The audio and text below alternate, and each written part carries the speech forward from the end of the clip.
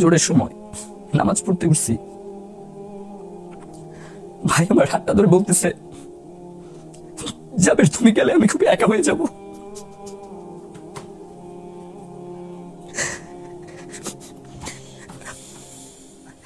আমি আর গেলাম না, আমি থেকে গেলাম, আমার কেরিয়ার সামনে করা যাবে, সমস্যা নেই।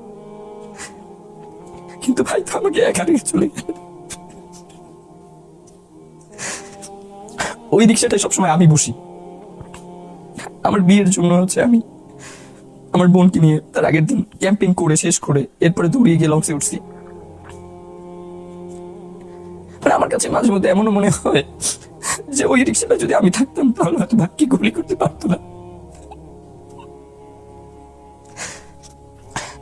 আমরা জানি আমরা খুব নিঃসঙ্গ, আমাদের কোনো অভিভাবক নাই।